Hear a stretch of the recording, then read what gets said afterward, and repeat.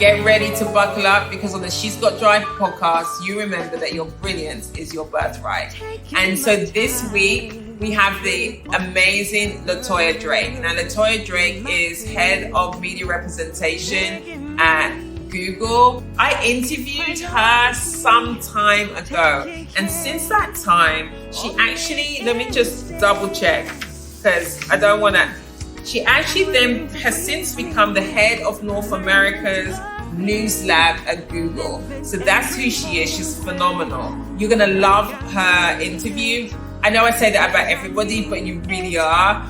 Remember I said that I took a break, right? And I came back after 18 months. Well, there was a time that I had every intention of coming back sooner. And then I did a series of interviews with some phenomenal women. And I just couldn't get myself back. I mean, that's the truth. You know, I couldn't get the energy to start reposting again. So some of these interviews that you're going to hear over the next few weeks are from that time. So there are some references that indicate that time. And, you know, but there's so much gold in the interview. I was not about to throw it out. And if you're a podcaster, you know exactly what I mean. When the content is beautiful, you're going to keep running with it, right? So you're going to love her. And maybe I can have her back on the show to update us on where she is right now. She's like, it's such a good interview. It is such a good interview. Okay. Now, if you remember, if you're an OG She's Got Drive listener, one of the things that I'm bringing into this season is I am inviting my listeners to write in with a couple of things, to share your stories of your moments of drive, what you are accomplishing and what you are achieving and what you're proud of and what you're working on. So I'd love to hear from you. And then the other is, as you know, I've been a coach and facilitator for over 30 years. So you get an opportunity to ask me anything. So is there something you want to take on in your life? You're not sure how to go about it, where to begin? Are you stuck? Is there a relationship that needs some repair and you think, I need some guidance, just a little bit of coaching on how to get to the next step in my life? So if that's you, then send me a question and I'll address the question. I'll start addressing the questions on the show. Okay, so right now we're going to go over to the interview with LaToya, and I'll see you on the other side. So, LaToya, thank you so much for being willing to be a guest on She's Got Drive. Thank you so much for inviting me on. I would love to start with you sharing with our listeners what you do and how you came to do what you do. Sure. I am on a team at Google that really is focused on news and information. I've been there about 7 years. And for the past year, we saw this opportunity to really open up a new role. My actual title is Head of Media Representation. But what that means is we think about the role that we play in bringing information to people. When we say what information are we bringing, whose voices are we amplifying? When someone comes to search, when they come to look for news, are we being as inclusive as we can be with our practices? Are we helping the organizations, newsrooms that are publishing news for people of color or led by people of color? Are they getting a fair shot at people finding them and getting access to them? That feels like an easy thing to say, but you'd be amazed if no one has ever thought about it. It just doesn't happen. And we continue to read and see the same things over and over. And then also in my role, I think not just about Google and our services, I think about the role of representation in media and news in general, and how I can help organizations get the resources that they need so that they can have a thriving business, so that they can be successful. So it's very much about our products and improving our products, and also looking across the industry to be a good partner, to build interesting programs that address some of the needs and challenges in journalism. And very quickly, I'll give you an example that I hope it makes sense. There's a challenge of looking in newsrooms, and the data is very public. A group that used to be called American Society of News Editors, they published this diversity research, and the stat was one that, kind of makes your eyes open wide, that, 86% of newsrooms are led by white men.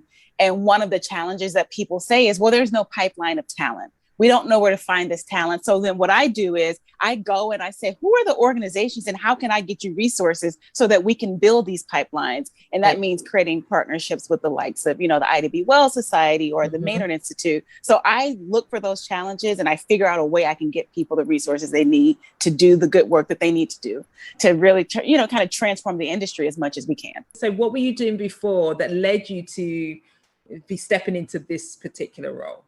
Right. It's so interesting because when I came to Google, I wasn't looking for the job. I'll say the job found me. When I initially came, the role that I got hired into was to, one, do outreach and work with journalists to tell stories using Google products. And the other half of it was to be a spokesperson. How I got there is some random experience from various jobs. And I happened to be the person who had the mix of experience that they needed. Before I got to Google, I was at an agency doing integrated marketing and communications, and Microsoft was our client. So I've always worked in tech. But before that, I was at a company called AOL that some people might be too young to remember. I remember maybe AOL. familiar with AIM. So I was at AOL for many, many moons. And while I was there, two things happened that set me up to step into the role that I eventually came into Google under. I had a colleague who taught a class at NYU, social media and digitization, and could no longer teach it and asked me if I would take it. And I thought, oh, I love school. They won't hire me because I've got no experience. Long story short, they did hire me. And I also had a boss who had created a role for herself, sort of as a spokesperson who took trends and turned them into consumer messagings. And she'd go on the talk shows and she invited me to do that job with her. So when Google was looking for someone to fill this role, I happened to have the set of experience that they needed. Right. And so somehow or another, they got my information and got in touch with me. And that led me into the company. Now, having been there 7 years, you talked about the pace of change, especially in technology and companies like Google. There's an opportunity to find new needs and reinvent yourself, which is why I'm not doing what I initially came into the company to do, but it's all about news and information and helping people get informed.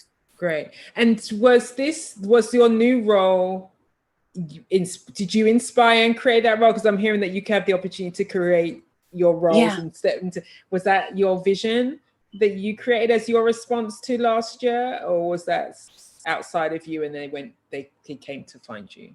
Yes, it was a bit of both. I will say this, a lot of the work that I do around equity and inclusion, again, not what I was hired to do, but somehow when you're one of the few people of color, you kind of just get pigeonholed into it. And I started to think to myself, I see what's happening. There is real business use for this work. And it is not just volunteer work. And let's figure out how we can get some more diverse voices. I thought, let's make this a real business case. And I actually, over the course of last year, would just write down what I wanted to be doing. And that event, those like scraps of paper that I had around eventually came a job description. And I actually wrote up what I thought the role was and what we needed to be doing. And I sent it to my management team and said, I think we should be doing this. What can we call it? And they thought, I agree. And so it took a little bit of, I'm just going to take my chances. I've been here long enough. I have enough of a reputation that why not ask and see if we can make this happen? Otherwise, you're kind of just showing up day in and day out at work. And I thought, no, there's too much opportunity here. There are too few people like me here. You've seen the stats. I mean, tech struggles with the same numbers in terms of diversity and representation. And I thought, since I'm here, let's make a little noise and see if we can get some support to do it. Yes. Yes. I love one, make some noise, like really like what's the level of disruption that you can cause in any system in a way that they can hold it and they can receive it. That's the other thing, because there's all different types of ways that we can disrupt. And the other is the recognizing that we have the ability to create the roles that we want, even inside of systems. And I feel like that's like a hidden gem in lots of spaces where people don't know that that's actually possible. And and it is, if you can find a business case and you can create the business case, that oftentimes lots of organizations respond to that. And then you get to do the job that you actually want to do and you love and that you're passionate about. What do you 100% agree. What do you want to accomplish? So what would be so when you think about this, what would be like if you stood in like 2-3 years time and you look back at the work that you're doing, what would be the thing that you say, like, I was successful at that because we did we got the following things, what would the following things be for you? Yes. The things for me, well, one of the biggest things is success for me is when I'm no longer the only person, or I'm not one of the few people doing this work. Right. It's almost as if you're kind of talking yourself out of a job. Success Right. for me is really who else is coming up and how can I create a path that a lot of us didn't get to see, but it becomes so normal to see us. But also success for me looks like this. Now, let me be very clear. At a place like Google, it's no one you don't just come in and have power. What you have is influence. And under no circumstances am I getting I'm not an engineer. I really have no impact on why things show up or the algorithm, but I will be successful if I can at least get product teams and engineers to question how they think and why they do what they do. So I will give you an example. Whenever you search for a news, let's say in the Google News app or on the news site, there are many times where we amplify negative narratives that are happening, like with publishers. I'll give you an example. You may notice that sometimes you may search for the name of a Black male who was killed by police officers. What you often get, the first story you will get is a mugshot or their criminal history. We have to ask, why is that the first thing that people see when we talk about someone's death or someone's passing? Why are we amplifying these negative narratives about Black people? Right. We have to pay attention to the role that we play in terms of the information that people receive. So if we can start to change, again, you have no power over the big G and how things show up. But if you can get people to think about it and care about it, we can do a better job of the information that we give to people. So for me, it is all about how are we doing a better job of accurately portraying our communities? Because this is the place where people come for information. Yeah, definitely. And how can I get people to care about that? Again, keep in mind, you look at the numbers, who are our engineers? There's so few Black engineers. There are so few people who have intrinsically experienced the harm. And if you can't open people's eyes, and if I can't do that, or at least get people to think twice about why we build things the way we do. If I can't do that, then I haven't been successful. If I can do that, then I'm happy. Great. And it is a tall order that you've got for yourself, so, it sounds like you're a woman who likes big games. So, and I'm not doing it alone. I'm not the only one. I stand side by side with many, many disruptors. Great. So let's come back to a bit more about you and versus like your role, and we may swing back to that in a bit later. If we talk, so that was success for you in your role. What about success for you in your life? Like, how would you define success? Oh, success in my personal life. There are so many things that I haven't accomplished, like personal things, starting a family. And I have to ask myself, oh, when do I stop being the person who is achieving and working so hard and kind of shifting my focus? So that's success. Caring just as much as about my own life as I do my career. Success for me is also, I'm going to say this, and I mean this the way it sounds. I don't want to have to work so hard. Yes, I don't want to be on the grind. I mean, we have been on the grind since we were in kindergarten. Right. I want to know what that looks like tonight. I want to enjoy some of that solitude and just that quiet. I guess that's success for me. It's like, what does it look like if I'm not working, right? All the time. I love the work that I do, mind you. It's great work, but that is success for me. And I'm from the South. It is like sitting on the porch, drinking sweet tea or lemonade or a glass of wine, and just listening to birds and reading the books that I want to read and watching all the TV that I want to watch. It's really just like it's the opposite of work. It's the opposite of hustling. Right. That's the goal. Yeah. Right. I feel like that exploration is really increased because of the pandemic as well. I often talk to people who listen regularly know that I talk about living your life by design and not default. And I have a program around executing on your dream, because you can literally design the life that you want. You can love your work, but you don't have to give your whole life to your work. Yeah. And finding the balance When you talked about you're from the South, whereabouts in the South are you from? And can you share about like your family, and then what is it about as you were growing up that's influenced where you've ended up today? Yeah, I am from the actual deep South. I was born in Alabama.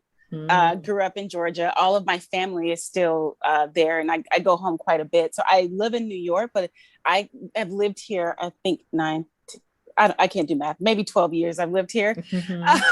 But I'm from the South. I am not from here. That's where I go. And I come from a very, very large family, as is the case in the South, kind of stand on the shoulders of the women in my family who I saw work so hard. Down to my big mama, may she rest in peace, who like really carried the family on her shoulders. So I saw, again, we talk about lifestyle design, and what I've seen so much is so many of our women working so hard, and I've seen myself do that. And so now I'm like designing what a new life is and how can I be an example for my niece, so that she knows that this does not have to be your life. You don't have to struggle, but get what you need and design your life the way you need it to be so that it gives you joy and it gives you peace. I grew up in a very, very small community. Both my parents lived on the same dirt road. I always knew, again, I love the South, but I always knew I was going to live in a city. Always wanted to live in New York. One of the first books I got when I was very young, it's somewhere here in my apartment, was The Country Mouse and the City Mouse. And I remember reading that book as a little girl, and writing my big mama's phone number on it in case somebody found it so they could give it to her. I mean, we're talking small community. And I said, oh, I'm the country mouse, but there's something called a city. How do I get to that? I would love to see that. And I kept that book my entire life because I knew I was a country mouse, but I wanted to figure out how to be a city mouse because there was something happening over there, and really spent all of my time just really kind of working my way up, literally working my way up the coast from Georgia to DC and to New York, and really just trying to figure out what I can achieve that none of us thought was possible. Right. And what have you discovered about the city mouse, LaToya? The city mouse, country mouse, LaToya.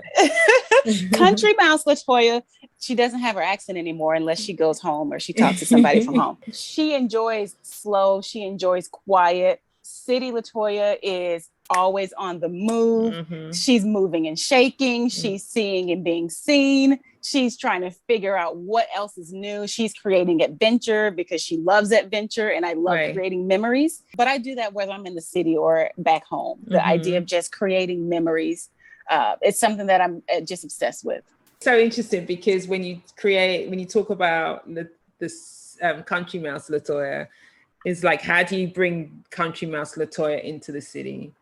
And then that's like your dream life, you know what I mean? Like, in terms of what you just described, like, rather than it being in those locations, because the environment like really pushes for you to be in New York can be so intense, can't it? It's frenetic. And it's just like, I live in Chicago.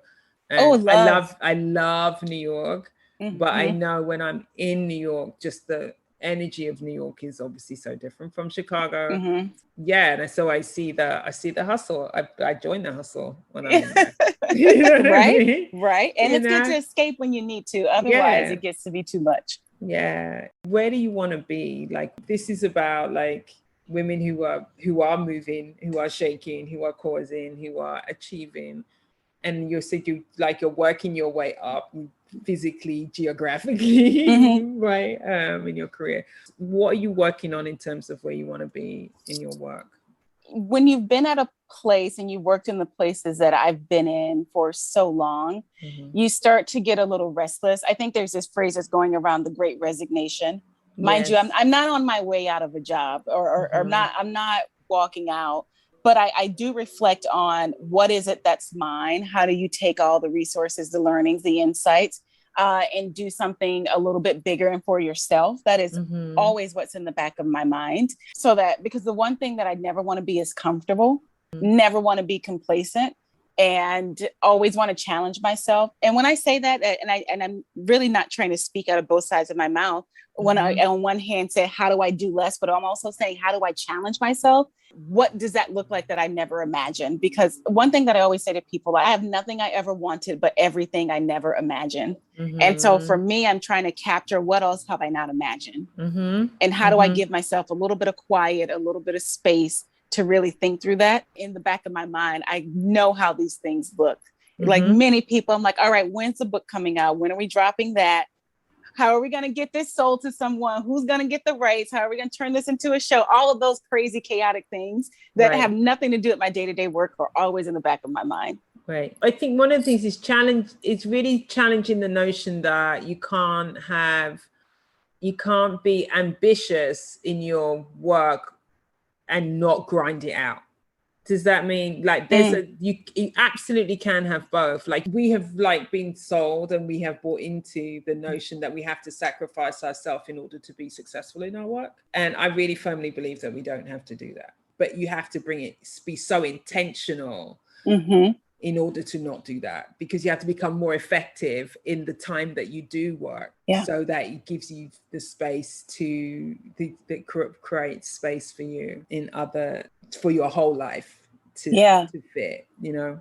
I love that. And that talk about being obsessed with time. And we always think that we don't have enough time. And I'll never forget doing an exercise, probably when I was an undergrad, where we wrote down the number of hours in a day and a week, right? And then looked at how much time you spend sleeping versus how much time you spend doing X, Y, and Z. There's plenty of time. It's just, where do you use your time? Right. And I am so incredibly obsessive about my own time and it not being wasted, which means that you may look at my calendar at work and I may have the least amount of meetings because I don't enjoy just being in pointless, aimless meetings. Right. I am so obsessive about my time. I know the hours when I'm hyper effective. I know when I'm not. I know when I have nothing left to give, and I don't perform busyness, and I don't show up just to be seen. So you think I'm doing something. I show up when I know I am on, and then you see me and you get peak me, and I know when to retreat.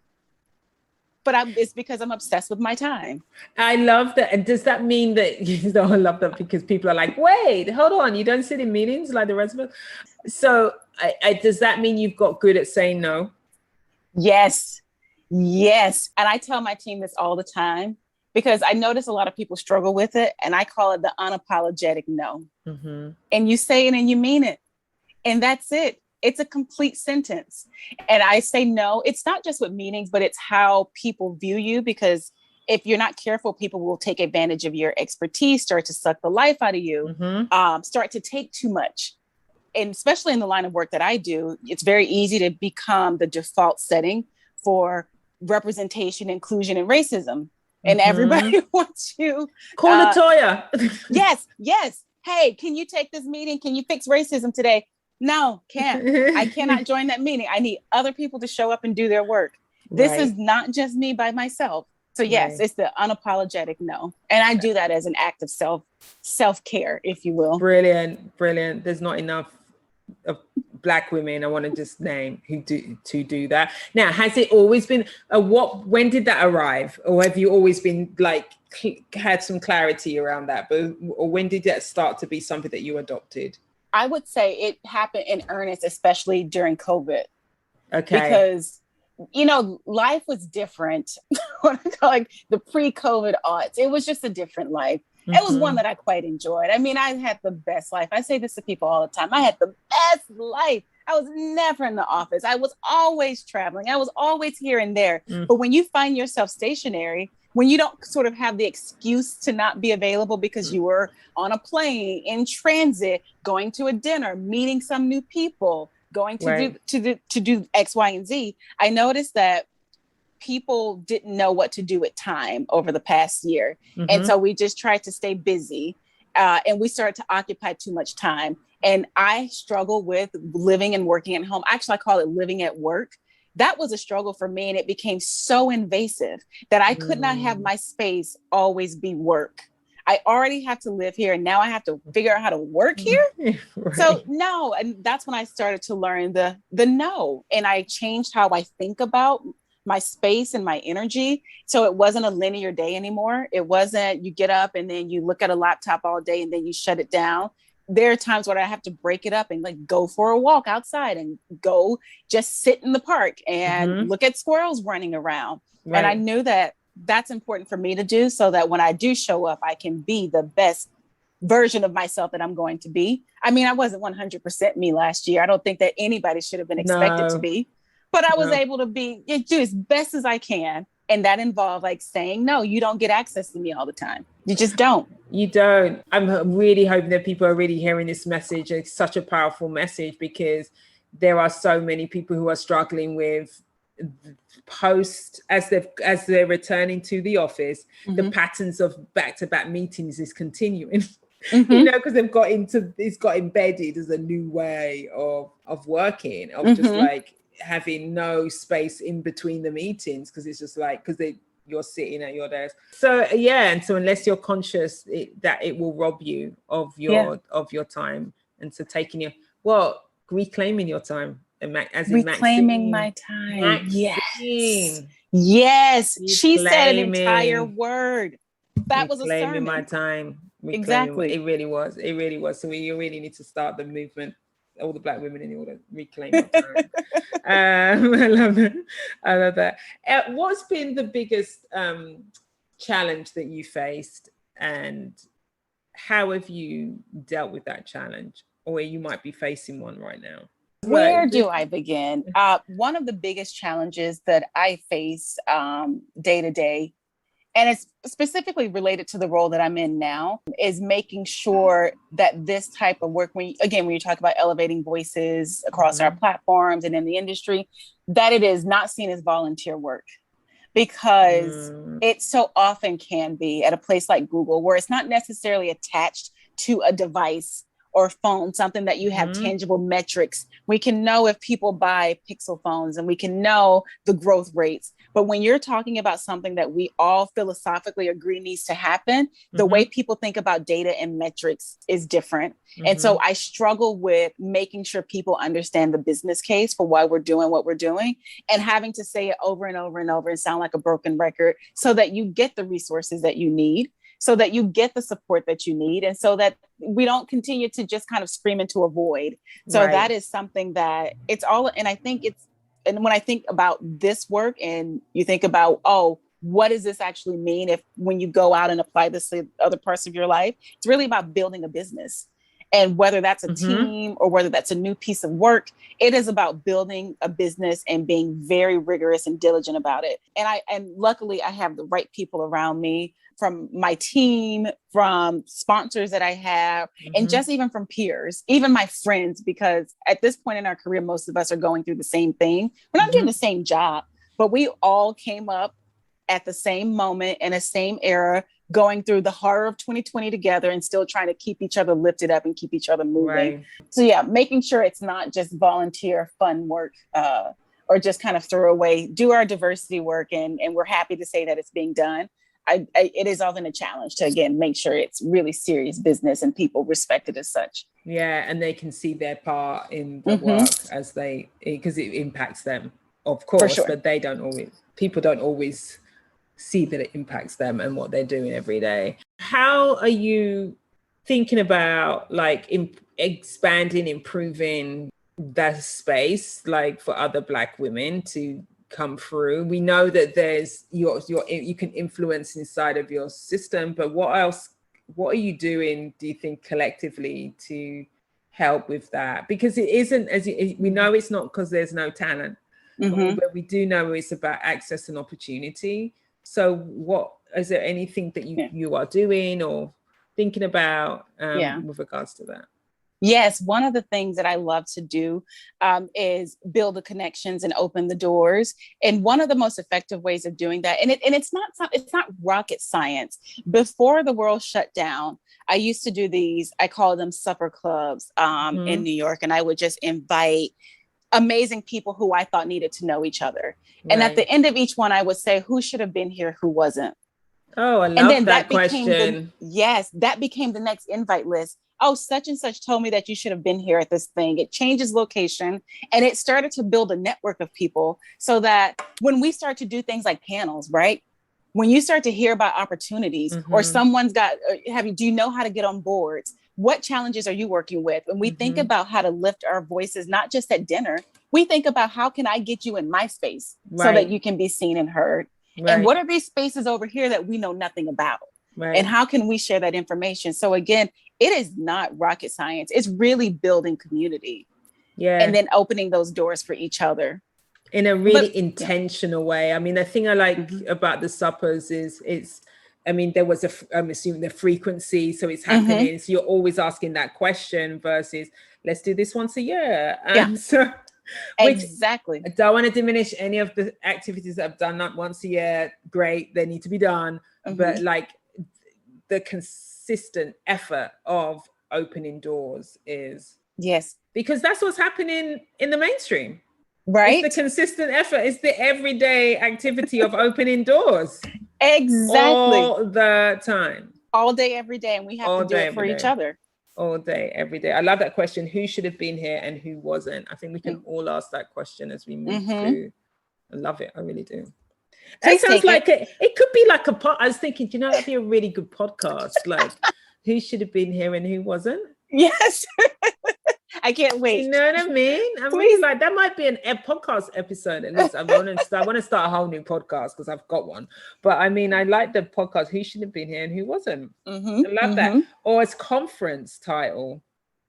Oh, yes. Wouldn't that be a good? You can have that back because that's yours in the first place. I told you I'm doing less. Right? Who should have been here and who wasn't?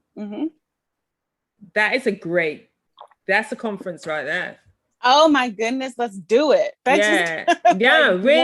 Like, in the organization, like who should have been, and like in the space. And then in what happened in the UK last week on Channel 4, there will be a connection to what we're talking about in a minute.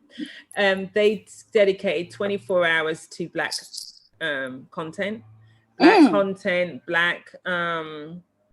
So apparently it wasn't just it was Black crew members. So every person who was involved in the 24 hours of programming was Black. And now what emerged as well was it doesn't mean that there weren't issues around access, because that question is really interesting. Just in that question, who should have been there and who wasn't?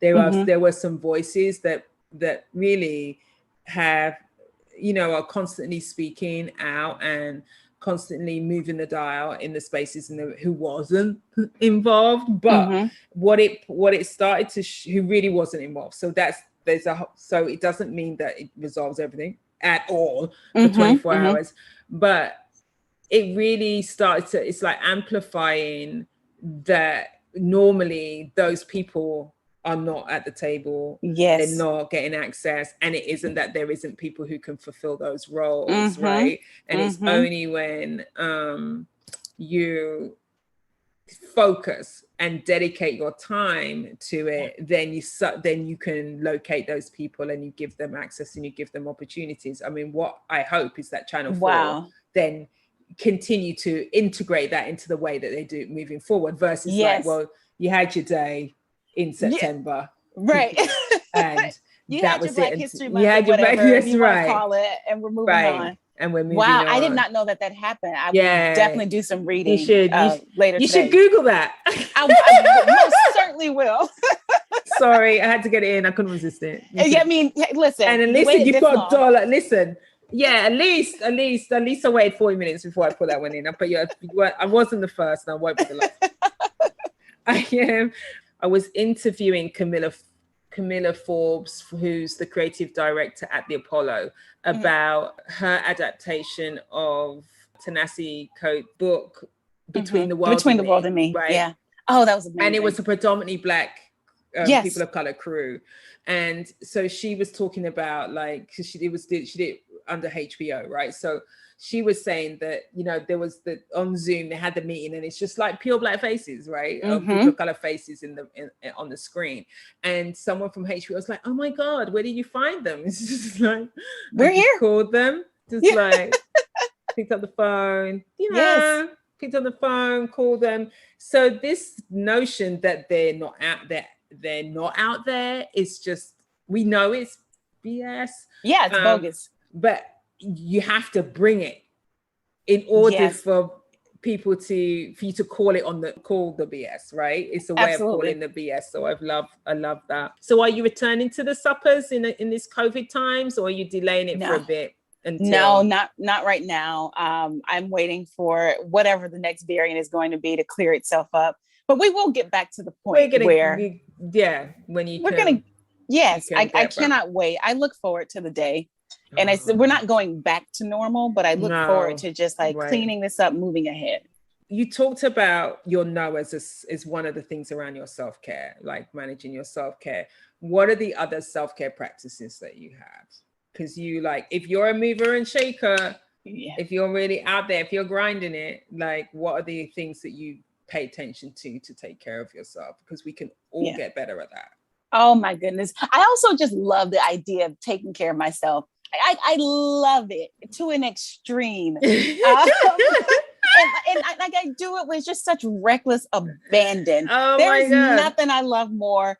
I won't say the name of the place because it's a little over the top, but I love nothing more than going on a retreat by myself where I get nothing but massages and practice gratitude and go to classes and take yoga. And I'll take myself there for 3 days and just take care of me and quiet down and not be on the phone. And dare I say, luxuriate.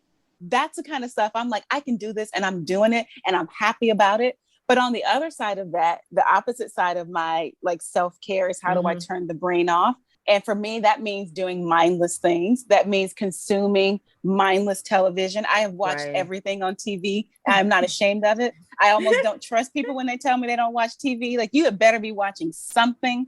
My favorite thing is like Nigerian movies on Amazon Prime or on Tubi. I just do the exact opposite of being on and using my brain. I lean back and I'm like, what chaos is out there for me? What is there for me to watch?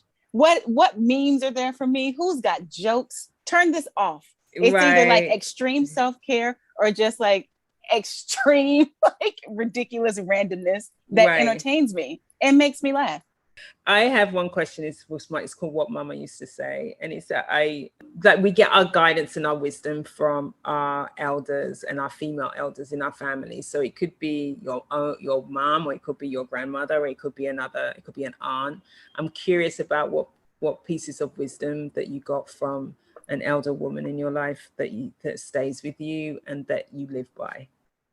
I love that you brought that up because I'm actually looking at a picture of my big mama because it sits in front of my desk. And it's not what she said, but it's who she was and how she lived. And the act of making people feel special. And my mom was one of 9. And so Big Mama had a lot of grandkids. There were just a lot of us around. But every time you entered the room, you thought you were the only one. You always got a hug. You always got a kiss. And I just love that. And I never forgot it. But it's just the act of making people feel seen and feel special and doing it in such a way that you're not even trying. And it's a small thing, but it just happened. And I remember to try to do that. I remember to try to do that and be present in how I show up. Even if I'm on a meeting, and I try to make sure I'm not like looking around at another screen or typing because people can see that. They can see that you're not there and you're not present. So it just taught me to be present and to the degree that you can. And to the people who are important to you, make them feel special. You remind me of what you share about her. It's so funny, this memory of her as I was growing up. So her name was VA, and she was like a friend of the family, but she was like an old aunt, you know. And every time we lived around the corner from the church, so we would go to mass at the same time. We went to the same mass every Sunday, but she always went to a later mass. So after her mass, she would always come pass round, right? So she would knock on the door. And you knew it was her because how she rang the bell. We were like, Fia's here. And so she would then come in, and then she would then really just say, hello, everybody. I mean, it was just, and then you couldn't stop yourself from smiling.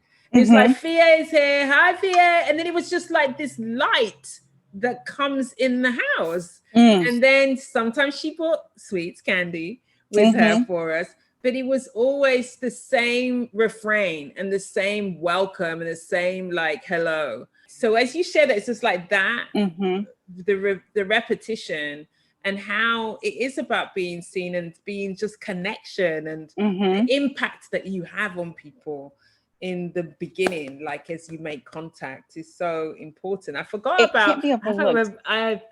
about Fia until this. I mean, I've obviously remembered in the past, but she is just, you just like sparked. Big Mama just brought her to me. So she was such a special woman. I believe it. As you were describing her, I was remembering something I heard Oprah say a long time ago, everybody's favorite and everybody's best friend in our head.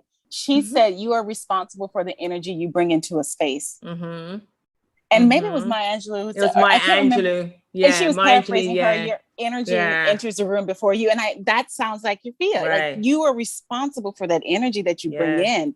People remember it. And it impacts you. Oh, it gives me chills. Yeah, totally. So thank you for sharing about that, because then thank you for Fia wherever you are. Oh, that is so heartwarming. It's really, really lovely. Is there anything that you did not do to be successful? Ooh. That I did not do. Yeah, that you were like chose not to do, something that you didn't do. What have I chose not to do? That really gets the brain turning. I will say this, and maybe I hope it's answering the question, but I'm taking a different approach. I think some of the things that I did delayed my success, if you will. So I didn't get right to it. I didn't press early enough on in my career to move at the pace that I should have been moving in terms of elevating and getting promoted. And it's because I thought for a while that things just happened, that people just took notice and they saw you and magically they like pick you out and it's like, yes, right now, this is your moment. So the things that I didn't do slowed me down a little bit. So that's why you see kind of this metabolism now. It's almost like a game of catch up because I think to myself like, oh, I never imagined that I would be, you kind of as a child didn't see yourself at this age and at this stage in your life. Right. And I'm not in a horrible place by any means, but the things that I didn't do, it was not asking for more for myself. I eventually got around to, I'm very happy with where I am in life, but I do believe that if I had to go back and I could say to people, I'd say, don't do that. If that's kind of the opposite of what you're saying. Yeah. Right. To ask for what the expectation that you're working hard and people will see what you're doing and then they'll go, hey, here's your next move. Because you see that happening to other people. Yes. And it happens. And it does happen, but it doesn't happen to certain groups of people. Exactly. Didn't happen for us like that. Right. So unless you are paying attention and making sure that you mentioned sponsors earlier, unless you are like having people who are, you're cultivating that and you are actively thinking about, right, what's my ask? What is my next ask? And then when am I asking it? Yes. And really getting intentional about that, then you just you keep staying where you're staying. And you get frustrated. And that's the exact opposite of how I want to feel and how I want any of us to feel. And to just live in that frustration of knowing that more is possible, but somehow it's not coming to you. I want more for us. Definitely. That'd be like another name for another conference. We're just like, I want more. More for us. And I'm writing it down. I don't know why, but maybe it becomes a t-shirt. Who knows? It does. You write these things down, it becomes life. It becomes life. What's your immediate next steps as we move towards like closing this? A wonderful conversation. What's your immediate next steps? Oh, this has been a delightful conversation. My immediate next steps, this is so not fun, but it is setting myself up and the work that I'm doing for 2022, which and really trying to do bigger and better things with my time. There are a few things I can't. Hopefully the next time we talk, we will have announced some of the things that I'm working on and they will be out into the wild. So those are my really, really focused next steps. And then beyond that, I continue to try to focus on my family, my friends, taking care of those relationships, maintaining them, because if you've spent any time in New York, and maybe this is the case in Chicago, when you get into fall and winter, it's like, oh, wow, it's dark all the time.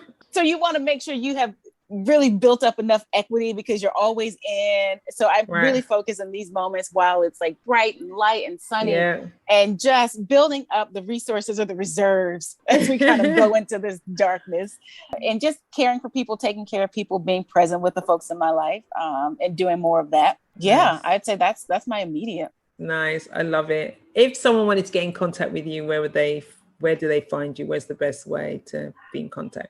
It's super easy. Everything is in my name, LaToya Drake. So I have a website with a contact page. My Twitter is open. It's LaToya Drake, my handle. Also, my Instagram is LaToya Drake. But I will say this on Twitter, I am not out here shaking up the world saying anything revolutionary. I'm reading everybody else's tweets and retweeting. So don't expect to go and like see my tweets and use them one day. There's nothing there. It's just a bunch of retweets and a bunch of likes. But I'm there. If someone wants to come hang out. If someone wants to message you, they can find you. That's absolutely brilliant.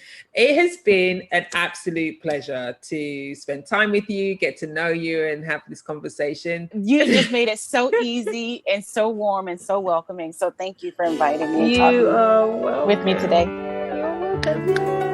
Yes, thank you. And that brings us to the end of another inspiring episode of She's Got Drive. LaToya's interview was incredible, and of course represents what we're all about here, like being inspired by the determination, being inspired by the path that she's taken. One of the things I really loved about her is that the way that she talks about being unapologetic with her no, and we have a lot to learn about that. And so I think that's something we can all take on and get better at. So She's Got Drive. If you're enjoying the show, if you're enjoying the interview so far, then I would appreciate if you would like, rate, and review the show, and then share it. So if you can go onto iTunes to review the show, I would appreciate that. And then the other thing is share the show with someone in your life. She's Got Drive is produced by Cassandra Voltalina.